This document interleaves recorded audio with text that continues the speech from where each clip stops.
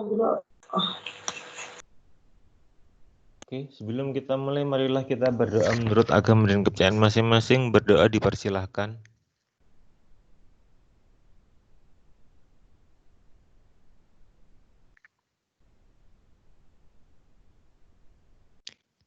Berdoa dapat diakhiri. Selamat pagi.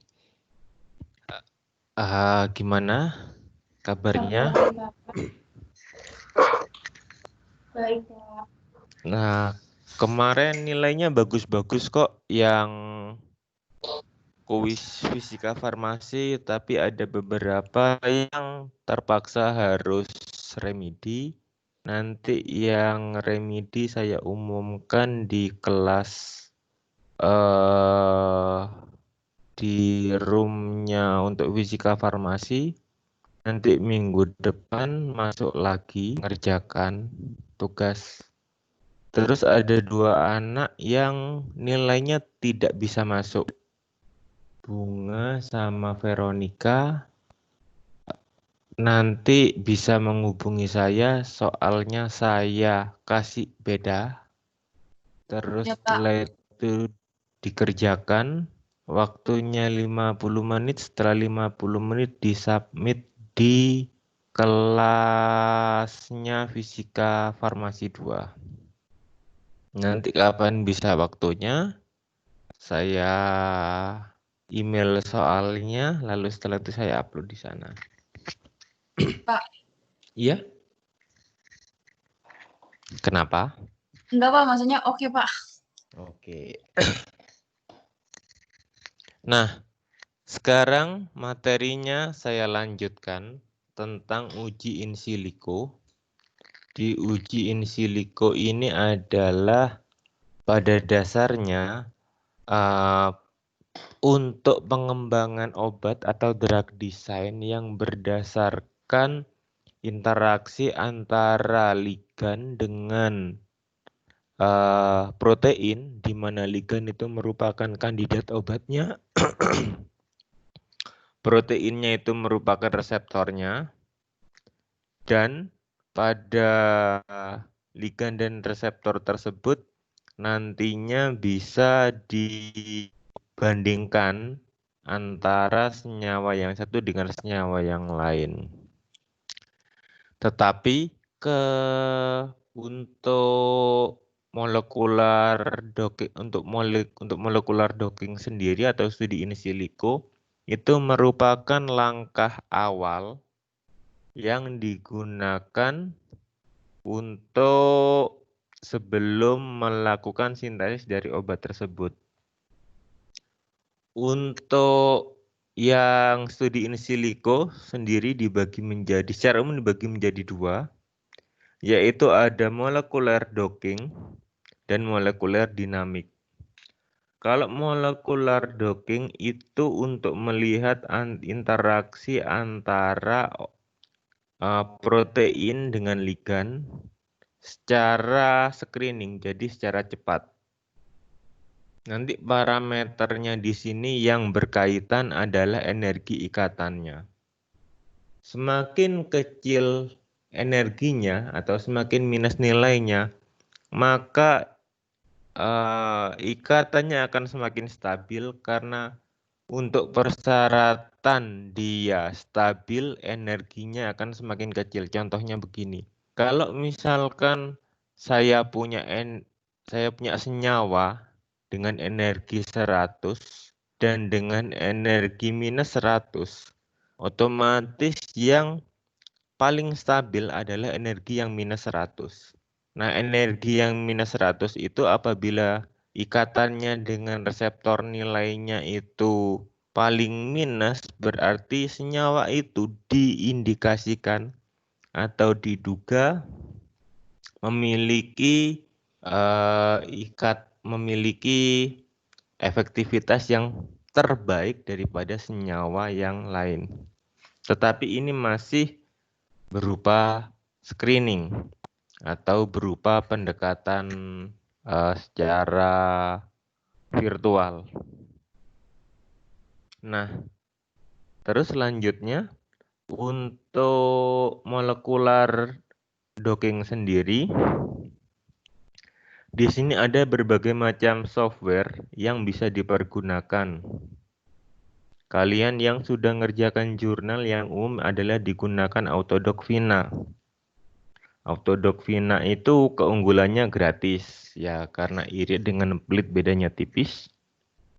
Jadi kita menggunakan Autodoc Vina, tetapi karena program tersebut gratis, otomatis kita perlu berbagai macam program lain untuk mendukung dari software docking tersebut.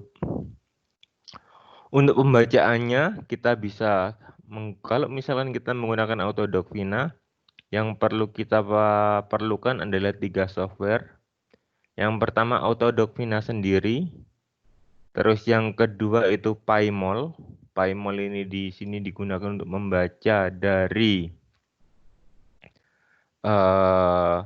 hasil senyawanya tersebut. Lalu ada MGL Tools.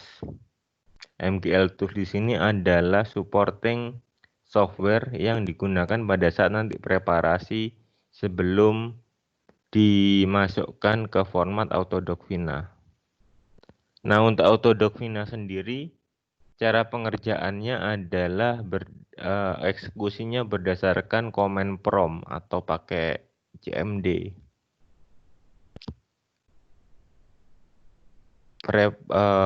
Langkahnya nanti saya kasih di sini, ada link YouTube yang prosesnya untuk Autodoc Vina itu seperti apa.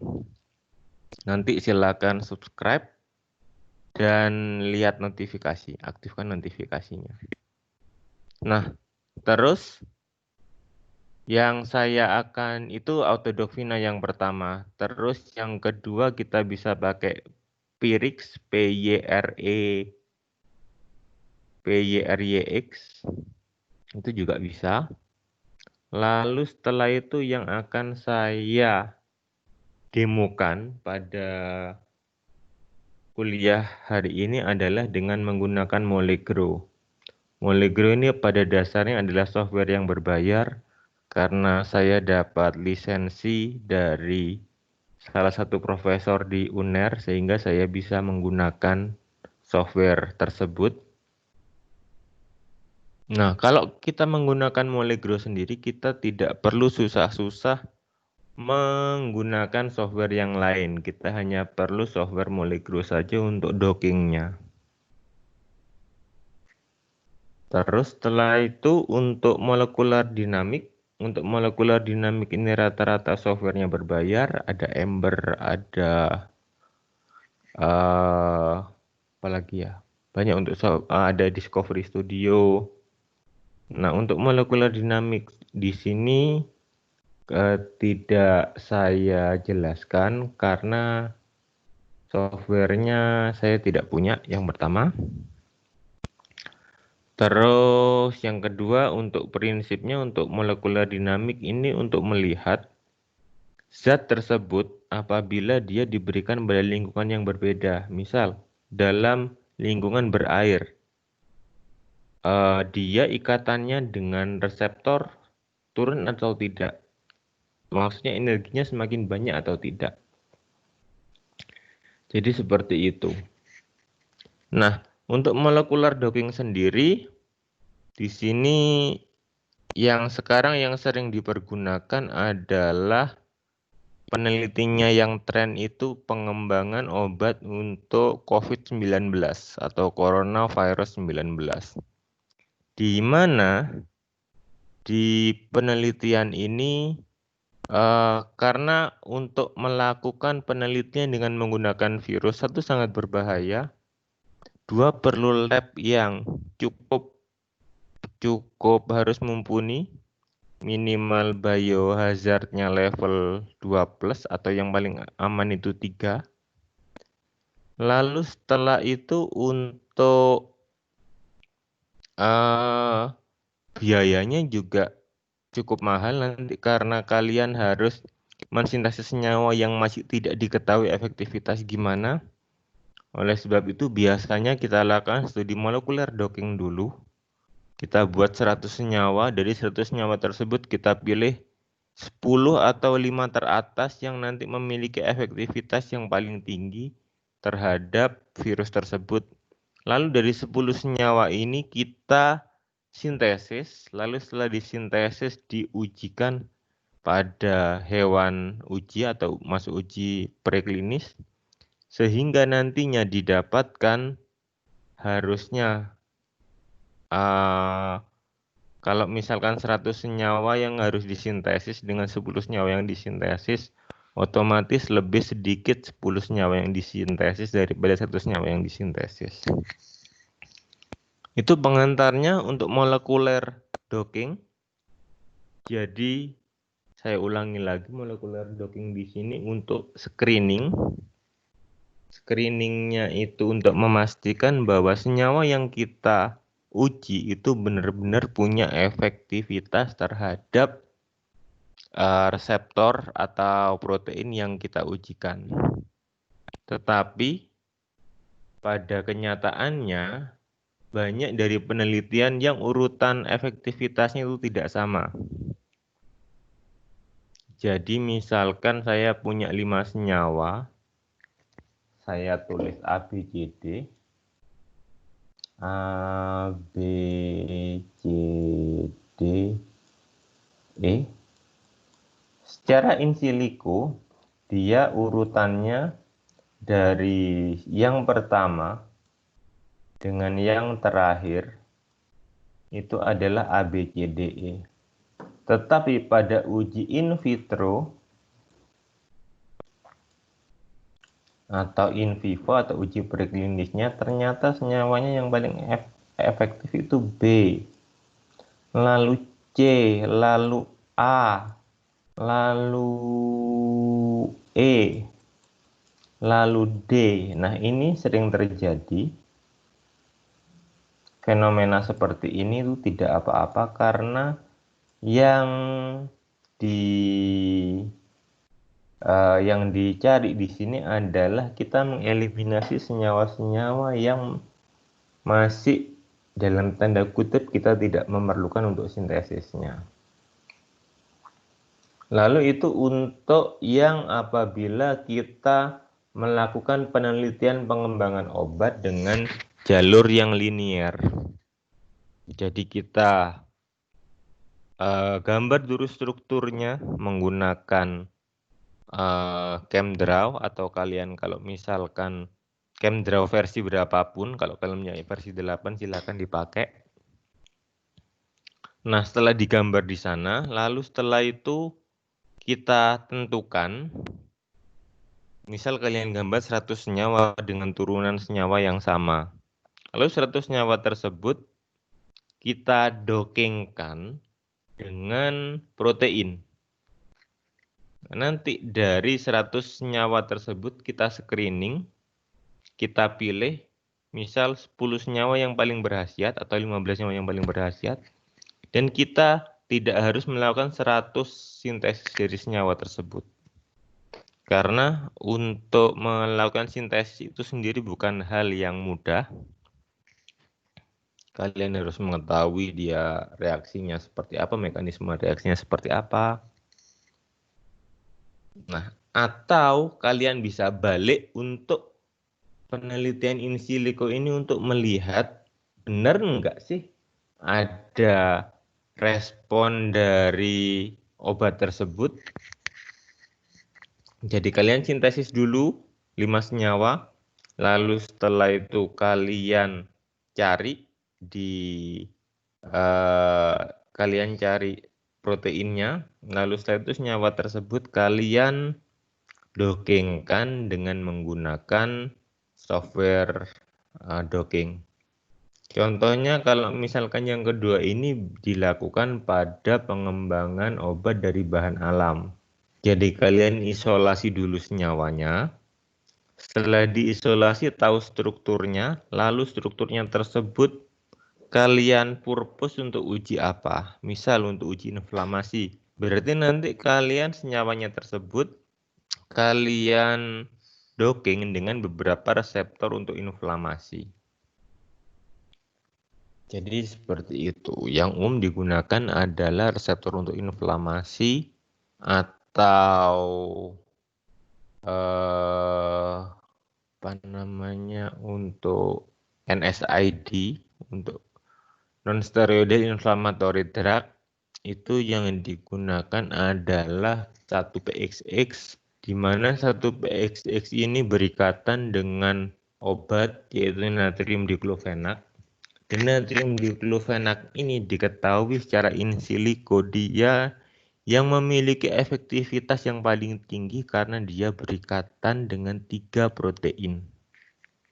Kalau obat-obat yang lain itu hanya berikatan dengan 2 atau 2 protein, 1 protein. Seperti paracetamol itu hanya berikatan dengan 1 protein. Kalau enggak 2 protein. Nah, selanjutnya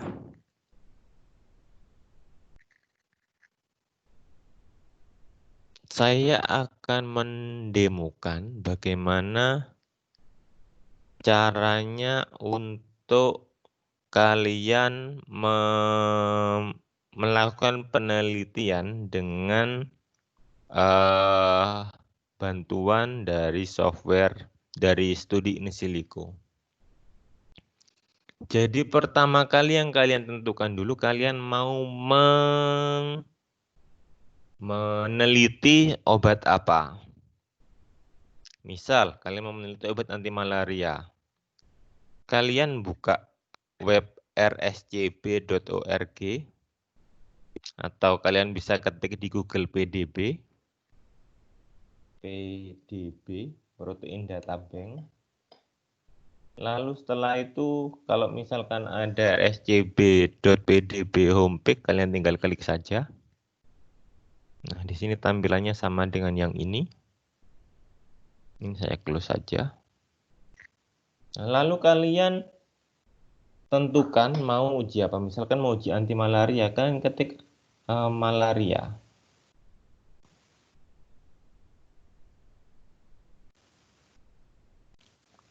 Dari parasit Plasmodium falciparum.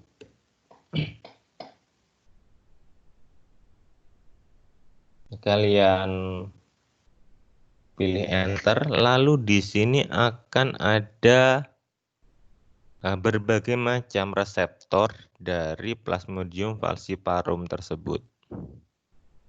Karena kita di sini tidak membicarakan tentang Plasmodium falciparum, karena kita di sini akan mendemokan tentang antiinflamasi. Antiinflamasi reseptornya adalah siklooksigenase 2 atau kita kenal dengan istilah COX-2.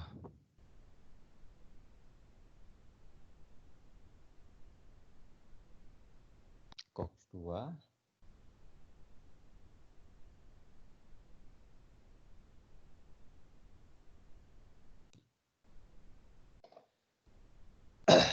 Nah, di sini ada berbagai macam senyawa-senyawa yang dia berikatan dengan ada berbagai macam reseptor untuk antiinflamasi COX-2.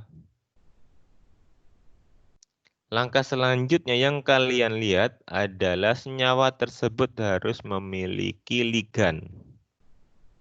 Ligan ini di sini adalah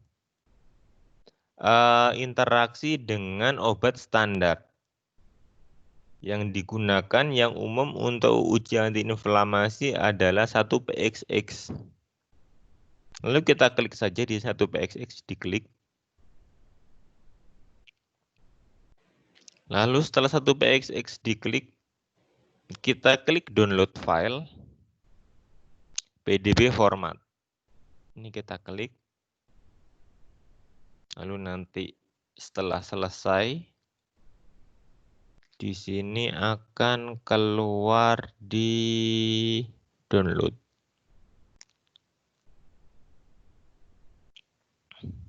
Nah, ini 1-PXX.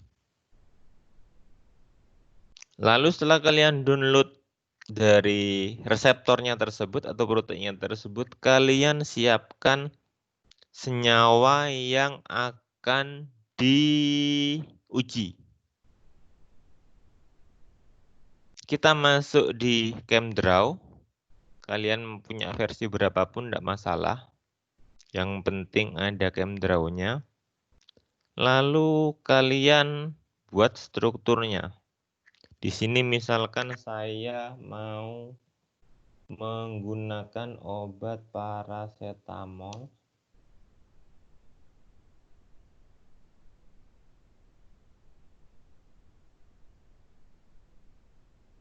Kita gerak dulu ke atas biar nggak lari kemana-mana. Lalu setelah itu aspirin.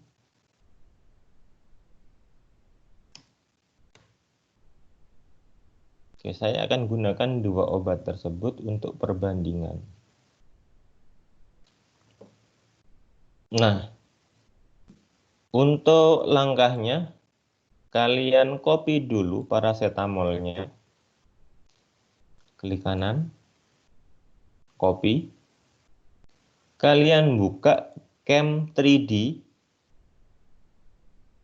Lalu kalian klik kanan, kalian paste dari strukturnya. Lalu setelah itu kalian masuk di calculation, masuk di MM2, lalu kita pilih minimize energy. Nah, tujuannya energinya diminimalkan karena nanti untuk melihat apakah di strukturnya tersebut pada kondisi yang paling stabil dia masih memberikan efek atau tidak. Itu yang pertama. Lalu pada saat masuk di dalam tubuh, biasanya obat dalam bentukan tablet itu adalah bentukan yang paling kecil. Kalian klik di minimize energi, job type, lalu klik run. Nah, setelah selesai, kalian pilih file, shift as, lalu bentuknya adalah sibil 2, lalu kalian pilih nama obatnya tadi paracetamol, kalian save di sini. Lalu setelah itu kalian buka yang baru lagi. Untuk obat yang aspirin, kalian klik kanan lagi, copy, masuk di Chem 3D, paste, calculation, MM2, minimize energi, run. Nah, kalian kalau lihat di sini strukturnya agak berputar-putar sedikit. Lalu file shift as, ini tadi aspirin.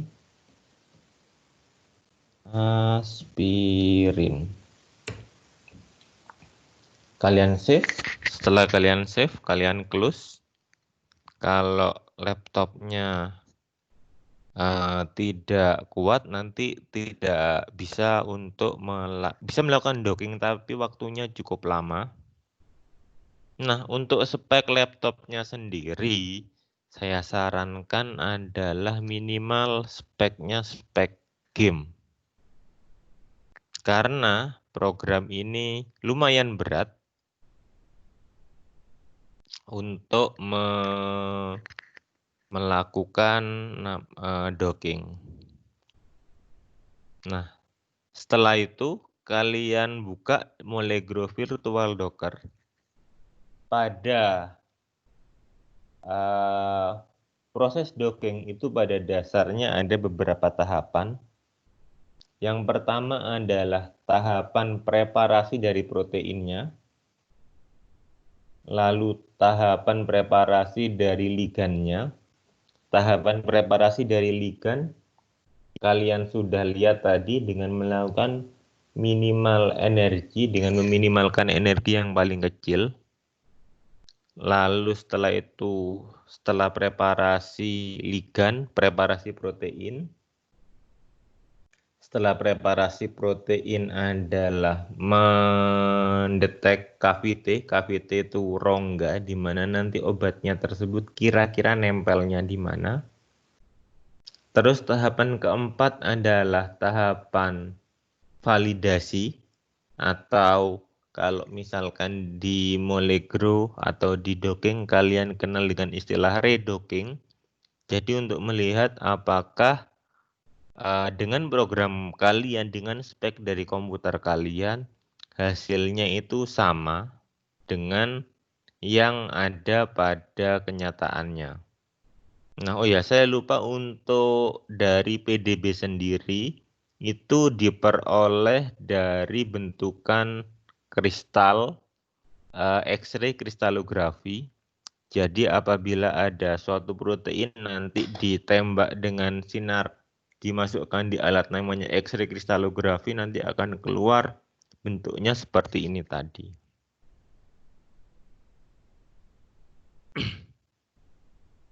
Nah, bentuknya bisa keluar seperti ini. Dengan keluarnya bentuk seperti ini nanti kalian bisa tahu mana yang dia ada DNA, ada proteinnya atau ligannya, nanti bisa kalian ketahui. Nah, untuk X-ray kristalografi sendiri itu pada dasarnya untuk penentuan struktur nanti kalian pelajari di elusidasi struktur, tapi kelihatannya untuk elusidasi struktur masih yang dasar, yaitu pembacaan dengan spektrofotometri UV vis, IR, MS, dan yang terakhir secara menggunakan NMR. Nah, setelah proses redocking, baru kalian bisa mendokingkan senyawa tersebut. Nah, saya kasih contoh di sini bagaimana untuk preparasi dari proteinnya. Kalian klik file, lalu kalian klik import molekul, lalu kalian buka di di download tadi. Di sini ada PXX. Kalian buka. Nah, untuk preparasi dari protein sendiri kalian harus menghilangkan dari airnya. Karena apabila senyawa tersebut masih mengandung air, maka cavity-nya tidak akan terdeteksi. Jadi cavity itu seperti kalau ada spons, kan ada bolong-bolongnya tuh. Nah, cavity itu bolong-bolongnya. Kalau bolong-bolongnya itu tertutupi sama air, maka dari senyawa tersebut tidak akan tahu rongganya itu cavity-nya berada di daerah mana. Nah, selanjutnya untuk preparasi protein, kalian pilih satu protein. Nanti ini ada protein dari PXX ini, dia memiliki 4 bagian protein, yaitu bagian A, B, C, dan D. Di mana bagian A terdiri dari 444.472 atom, bagian B 4.474, dan bagian C 4474, dan bagian D 4474. Saran saya untuk melakukan docking, kalian hanya memilih satu protein saja di bagian A misal. Nanti setelah A selesai baru kalian masuk ke bagian B selesai masuk ke bagian C selesai masuk ke bagian D. Jadi ada 4 tahapan yang berbeda. Nah, setelah itu saya ambil di sini untuk bagian yang A, atau jangan deh, biar nanti kalau bagian A kok kelihatannya kok yang paling umum. Saya pilih yang bagian C saja. Sebenarnya terserah kalian mau nanti urutannya gimana pada saat kalau misalkan minat ambil skripsi di studi in silico. Lalu kalian klik import di sini.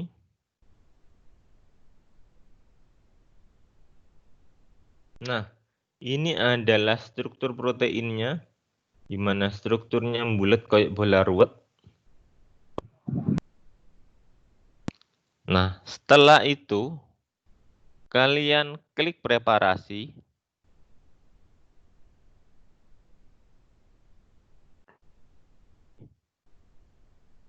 untuk replikasinya ini 5, tapi defaultnya 5, tapi di sini saya coba 100 kali untuk mendeteksi KVT-nya itu kira-kira ada di mana. Lalu saya klik OK.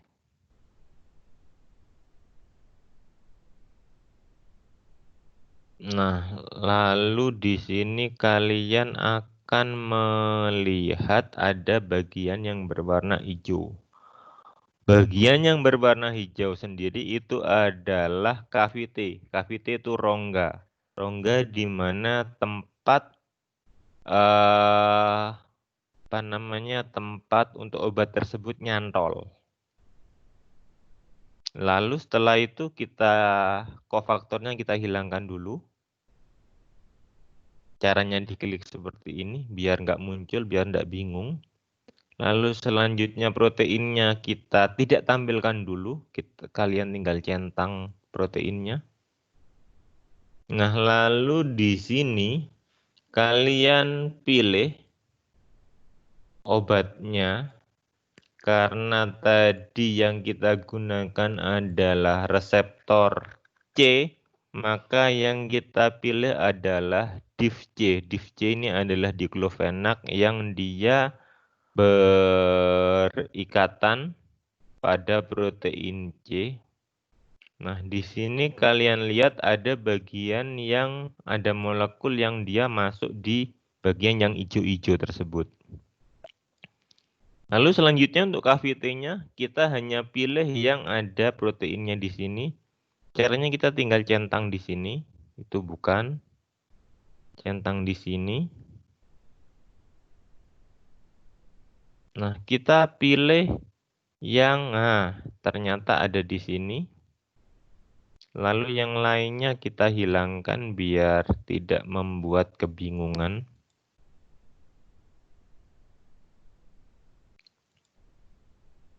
Nah, kalian dapatkan kalian dapatkan obat natrium diklofenak yang dia posisinya adalah pada protein C yang sudah masuk di KVT atau di rongganya. Nah, dari tahapan ini, tahapan preparasi protein sudah selesai. Lalu tahapan selanjutnya adalah tahapan redocking. Tahapan redocking sendiri di sini tujuannya adalah untuk memastikan pada sistem kalian atau pada komputer kalian itu dia memiliki hasil yang tidak jauh berbeda dengan hasil secara protein yang sebenarnya. Caranya, kalian klik di sini docking, lalu kalian masuk di docking wizard, lalu kalian pilih di sini ligandnya yang DIF, diklofenak.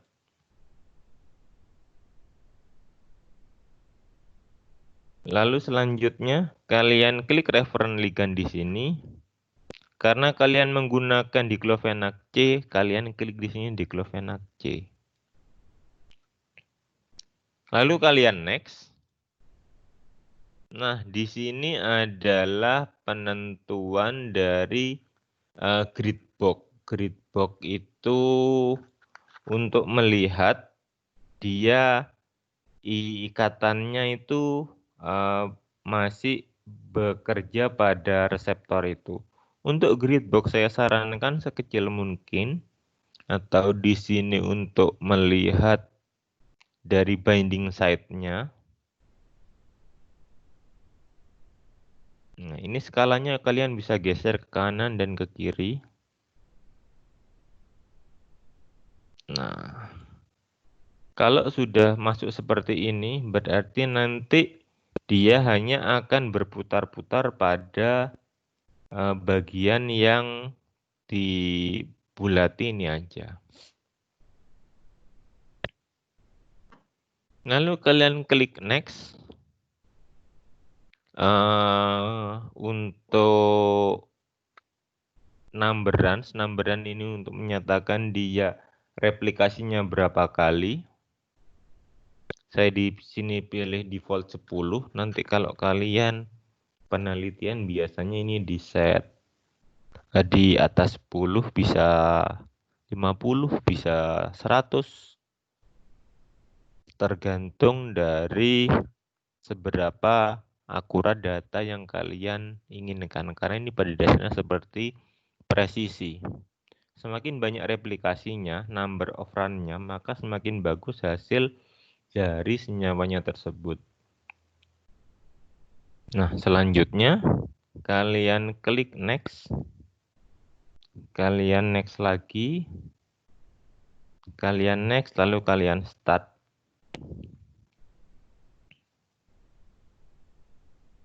Nah, di sini mulai komputernya yang mikir. Jadi kalian tidak usah mikir di sini. Biarkan prosesnya selesai.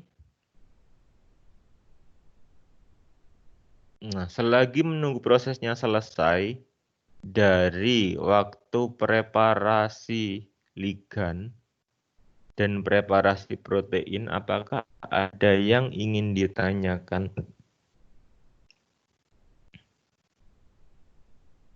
Guys,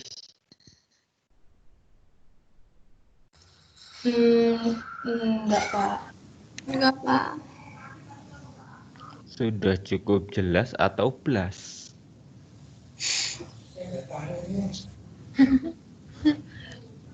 Belas, Nathan Pak. ada, Nathan. Nathan ada. Nathan.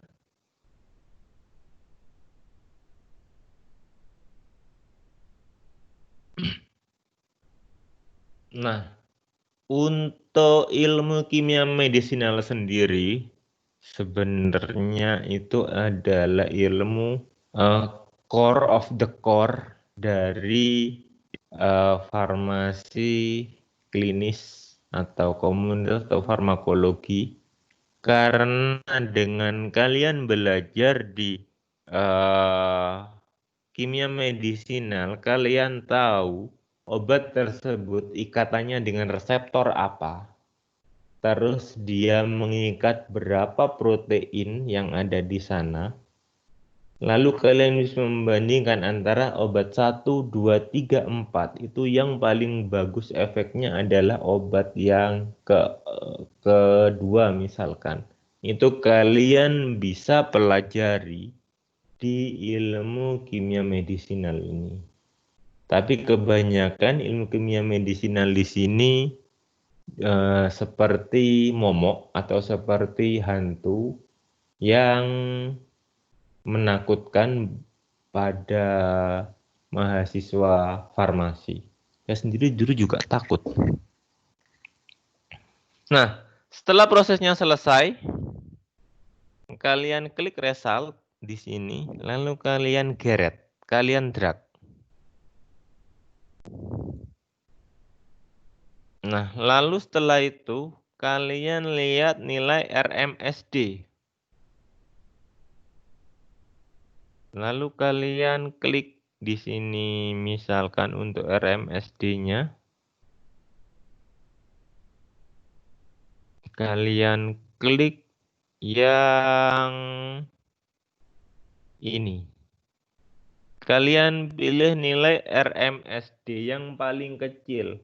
Karena RMSD ini seperti nilai RSD seperti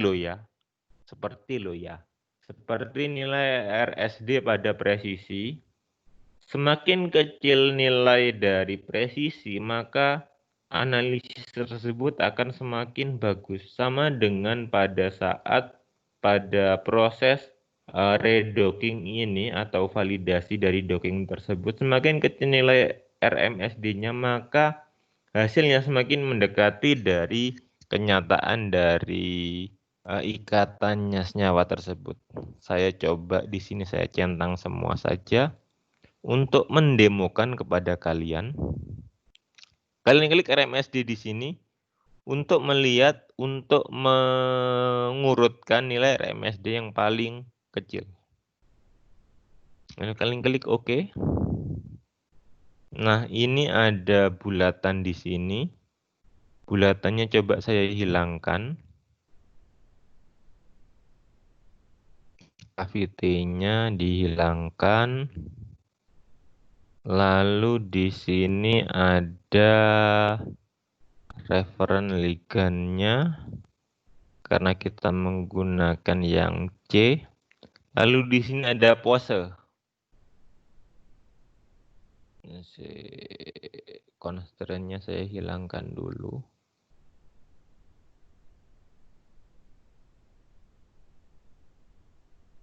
Nah, kalau kita lihat yang C, bentukannya dia hampir mirip dengan yang referennya. Kalau referennya kita hilangkan,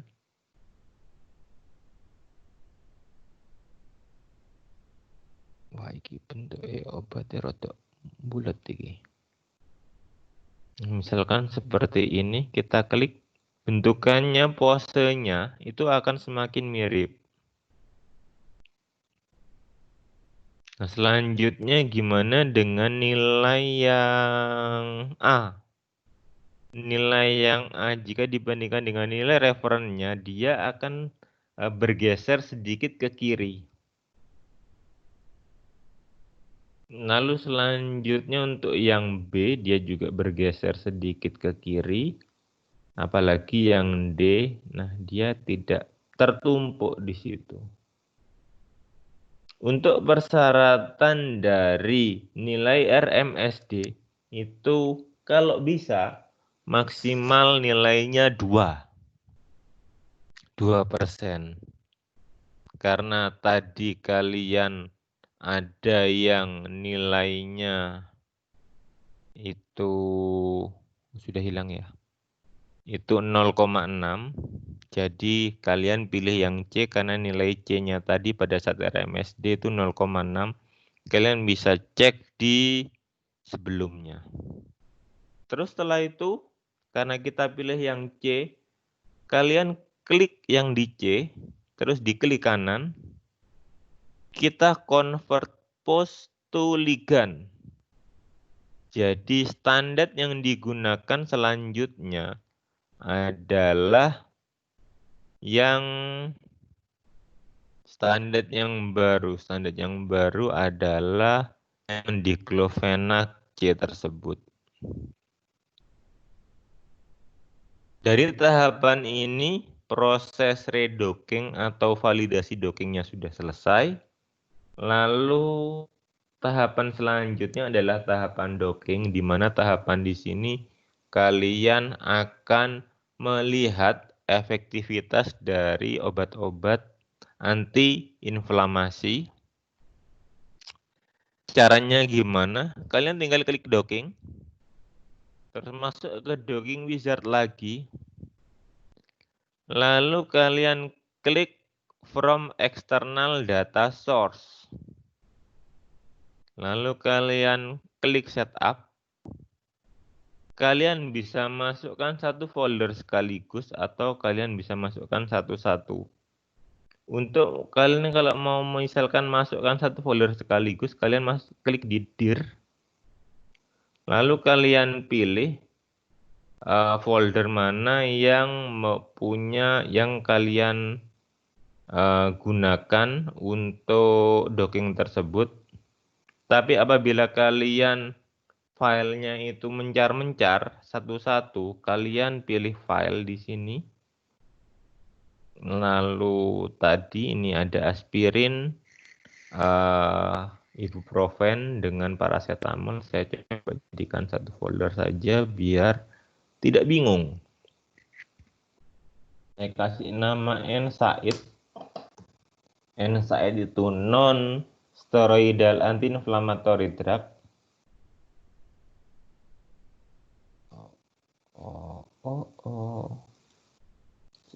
Saya pindah dulu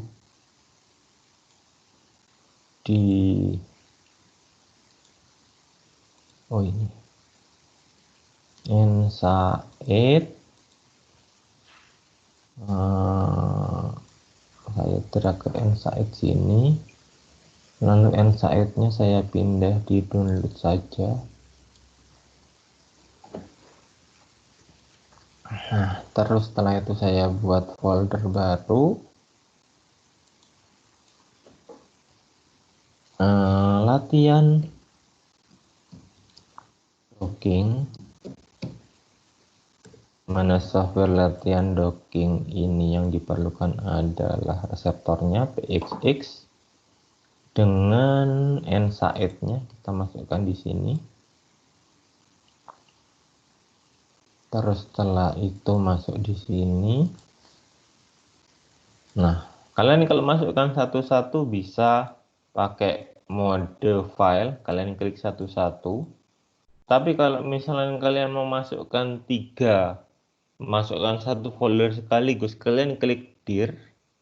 Lalu setelah itu kalian masuk di software dari tempat kalian yang nyimpen tadi. Lalu kalian oke di sini. Nah, di sini saya akan running atau melakukan uji 3 senyawa sekaligus.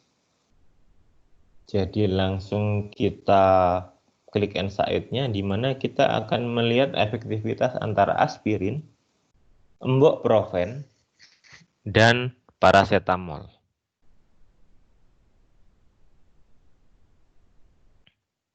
Kita klik NSAID, kita klik OK. Oke. Next. Nah, parameternya ini sama seperti tadi. Kalian tinggal next. Sampai start, lalu kalian start. Lalu kalian bisa meninggalkan komputernya, kalian bisa sambil dengan kalau mau makan, minum, tidur, terserah. Nah, nanti dari hasilnya tersebut kalian bisa mencari atau bisa menentukan dari ketiga obat tersebut yang mana yang paling kuat efek antiinflamasinya.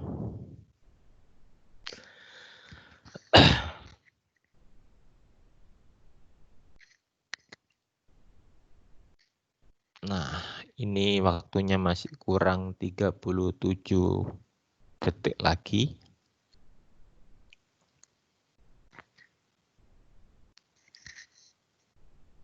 Ada yang ditanyakan, guys?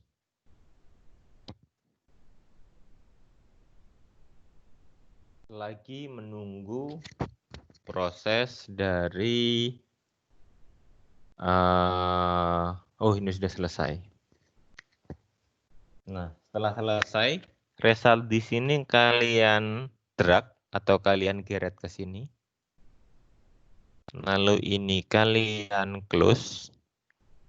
Nah, di sini yang kalian gunakan adalah re-rank score. Kalian pilih re-rank score-nya. Lalu setelah itu kalian only show top 1. Jadi yang hanya dipilih satu senyawa yang paling tinggi. Nah, dari sini, dari nilai re-rank score-nya,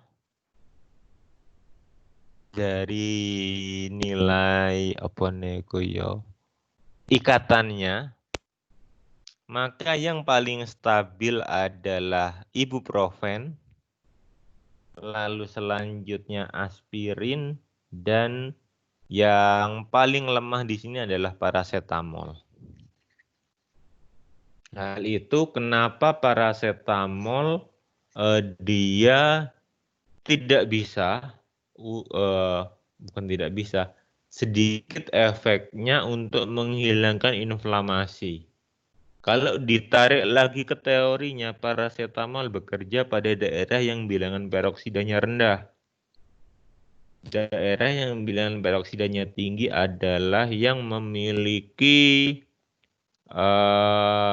tempat inflamasi. Karena itu untuk paracetamol dia hanya memiliki sedikit efek analgesik, antipiretik yang sangat lumayan, karena daerah yang bilangan peroksidanya tinggi itu letaknya pada hipotalamus. Karena itu paracetamol dia bekerja optimal di hipotalamus. Hipotalamus itu adalah bagian dari otak yang fungsinya, salah satu fungsinya adalah untuk mengatur atau meregulasi suhu dalam tubuh manusia. Oke, setelah kalian klik dereng skornya, kalian centang di sini, lalu kalian oke.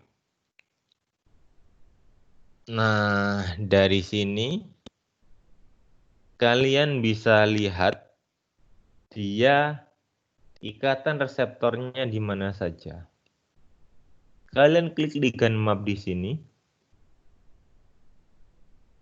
Lalu kalian, nah di sini kalian sudah harus menyiapkan lembar Word atau lembar Excel di sampingnya. Jadi nanti kalian bisa lihat ikatannya dia mengikat berapa protein. Nah, untuk diklofenak di sini dia mengikat 4 protein. 1, 2, 3, 4. Nah, yang kalian catat di sini adalah proteinnya. Tirosin 2385, serin 2530, valin 2349 dan glisin 2526. Nah, angka di sini untuk menyatakan urutan dari basa nitrogen ke berapa. Di sini ada ikatan hidrogen atau hidrogen bond, di mana senyawa tersebut dia berikatan hidrogen pada reseptornya. Seperti kalian tahu, ikatan hidrogen itu adalah ikatan yang paling lemah. Lalu selanjutnya ada elektrostatik, interaksi elektrostatik dan interaksi sterik. Untuk interaksi sterik di sini dia yang mengganggu secara awan elektron. Nah, ini adalah gugus yang dia berikatan. Nah, setelah saya hilangkan dulu biar tidak bingung. Jadi ada gugus di sini berikatan dengan ini. Nah, ini kan mengikat 4. Bagaimana kalau misalkan tadi yang untuk ibuprofen? Ibuprofen juga mengikat 4 di sini.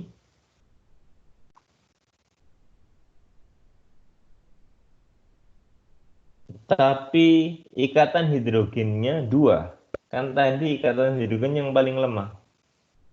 Lalu kalau misalkan kalian tidak nah, dia untuk mengganggu steriknya hanya 2. Hanya 2 molekul yang diganggu, yaitu serin 2530 dan valin 2523.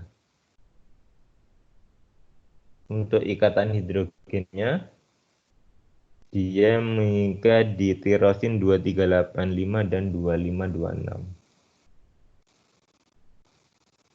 Jadi dia mengikat 4, tapi memiliki 2 atom yang mengikat 2 ikatan hidrogen. Lalu gimana dengan saya ambil yang paling lemah saja, paracetamol. Untuk paracetamol sendiri, dia di sini kelihatan paracetamol itu cuma mengikat 1.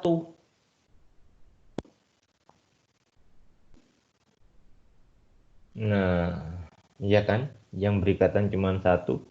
Sama sekali tidak ada ikatan hidrogen dan hanya mengganggu secara sterik saja. Nah, dari sini kalian bisa lihat di sini.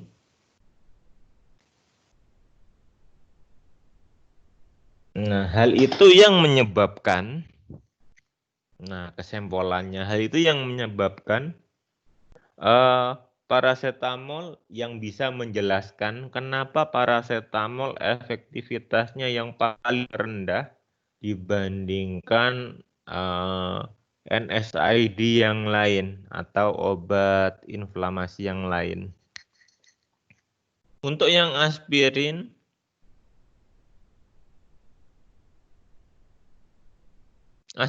dia mengikat 3.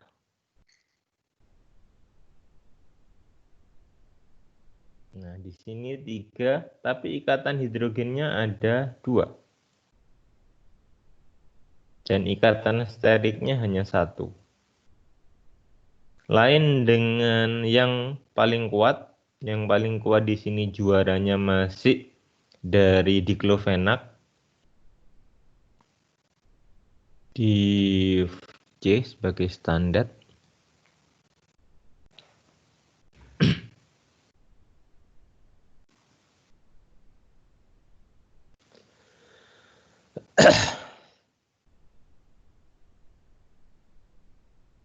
Untuk nilai dari ikatannya, kalian bisa lihat di ini, diklik docking, lalu kalian klik di post organizer.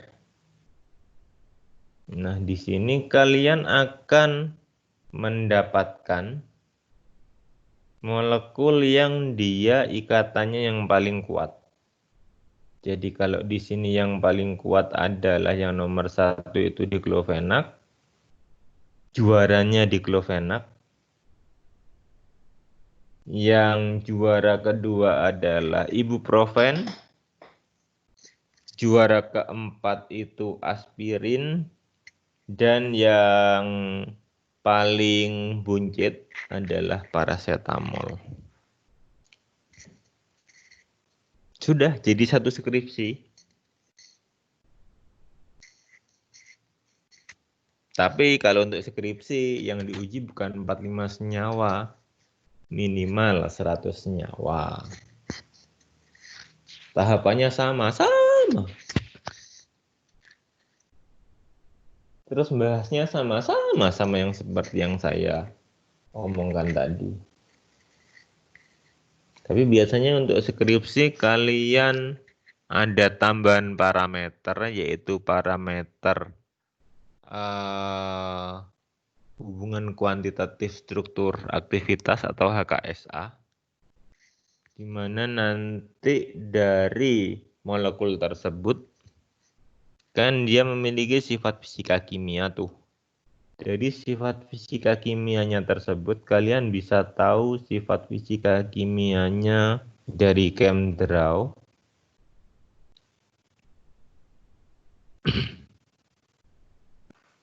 Coba buka ChemDraw-nya. Nah, misalnya paracetamol, kalian tinggal blok aja di sini. Wah, ketumbuhan. Kalian tinggal blok di sini. Nah, nanti akan ketahuan dia boiling point-nya berapa, melting point-nya berapa. Di sini log P-nya berapa, energi Henry Law-nya berapa. Nah, nanti dari semua sifat fisika kimia tersebut, lalu kita masukkan di namanya analisis multiple linear regresi.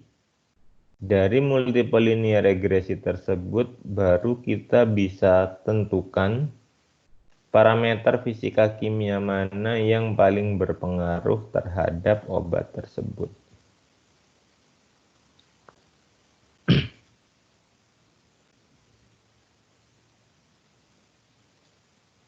Oke, guys. Ada pertanyaan?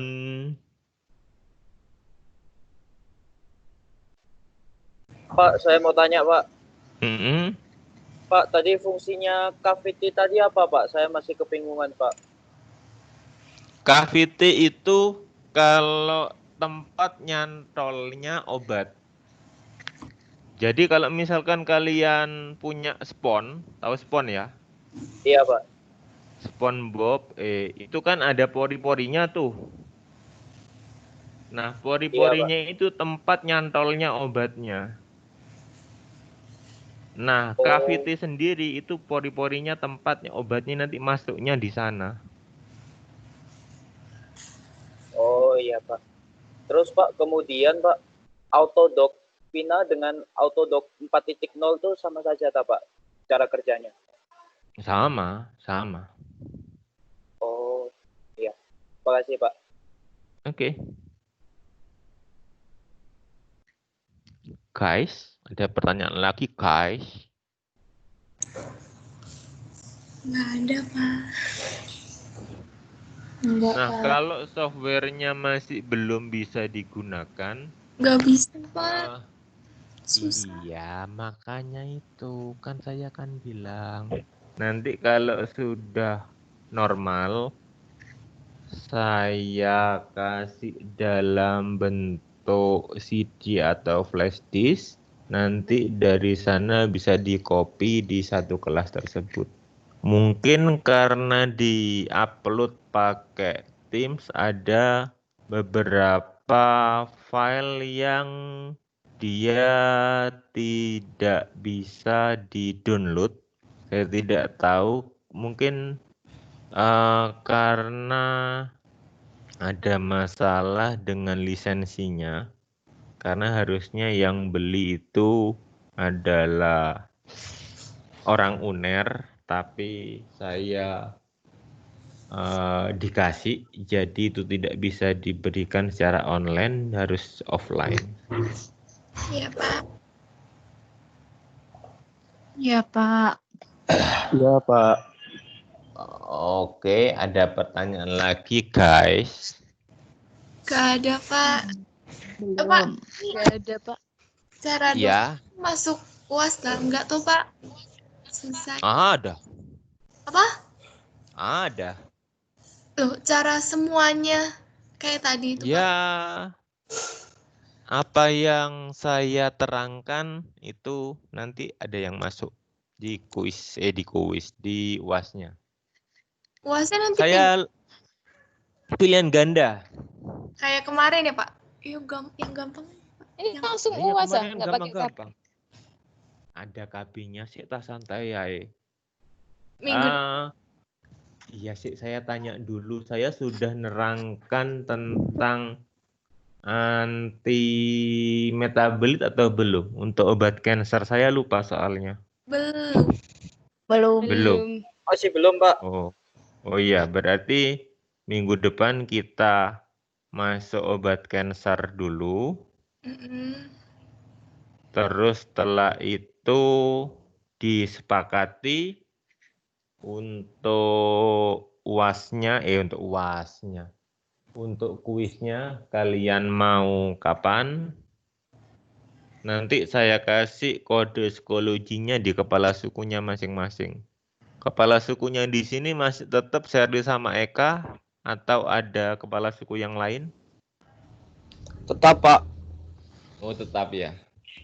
Wah, sepertinya jadi kepala suku abadi.